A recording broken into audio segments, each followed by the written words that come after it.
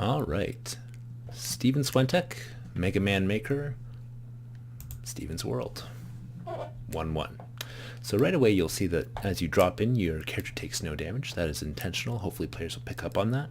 And as they may fiddle around with keys, they can quickly figure out that they can slide, jump, and shoot, and that their shots do go through everything.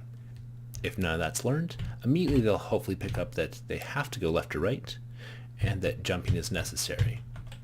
Within the jumping, these 3 tiers, they'll figure out that they can jump up to a height of 3 blocks. And then again, we've reinforced that dropping doesn't actually give you any damage.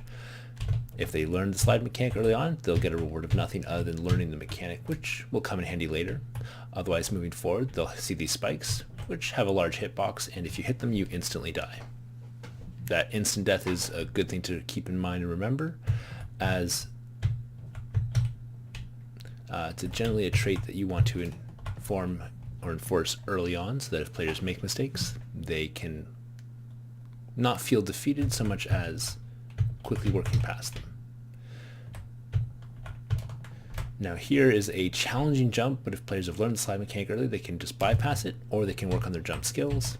And here we see the first enemy, and as it's moving in a linear path, using just your knowledge of jump, which you've already learned, you can get past it, or you can also figure out, or have figured out, that you can shoot, and drop down in here and shoot the enemy as well, realizing that it takes a few hits to do so.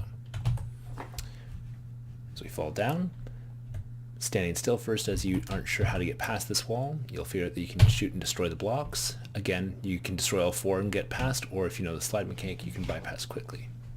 While a character is standing here, or players standing here, they'll see that enemies can also now shoot, as demonstrated by the shell here.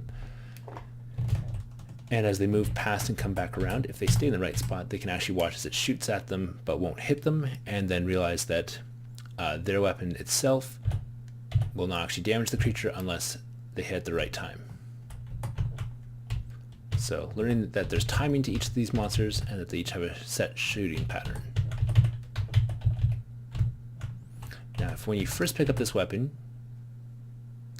you're both in a safe spot to watch what's happening, as well as test out the weapon's effects, which allow you to actually destroy the shell above you. And again, watch out for the death spike. We now learned that this weapon shoots and kills most enemies that were taking 4 hits in merely 1 shot. And the pickaxe thrower there is more so to show you how enemies can lob attacks at you versus just shoot at you in a linear path. Now here we have something showing us right away, and if we haven't at this point learned the slide mechanic, this is now where you're forced to. But as you're waiting, you can still use your weapon to destroy him, but you're still stuck here until you figure it out. You can bypass there, but you can't bypass here. You have to learn that to destroy those bricks, you have to shoot them with the right type, as you may have already figured out below. So walking into this room, you'll see that there's 2, but you can learn that destroying a pattern, or a block setup with an enemy on it, will actually destroy the enemy as well, that they can die falling down pits, same as you can. And then we get to the boss room after our final checkpoint. And here we can start to destroy bricks and blocks. He'll have a more difficult time throwing at you as per these platforms, but if you stay with the one gun the entire time, you're actually more likely to destroy the bricks that he's going to use to try and get you.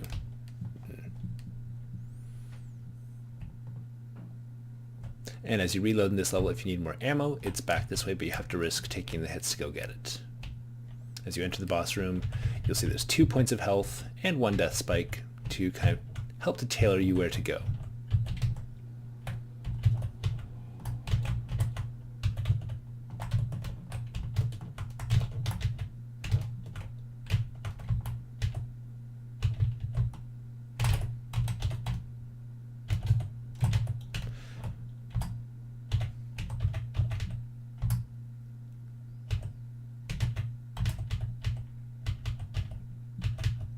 Now, whenever you're in these positions fighting him, you can figure out that you only have so much ammo, so if you don't catch him with these in time, he's actually more likely to get you.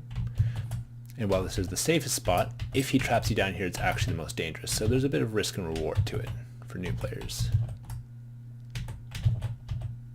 And this teaches either the sliding or the jump mechanics. You can determine which one. In that case, because I changed my position, he fell down. But I need to have already destroyed the blocks ahead of time for that to occur. If players do die and just go in with no ammo, they can actually still beat him using just the basic standard weapon. It takes longer, but they can use the mechanics in that case to do so. And that's everything. Thank you.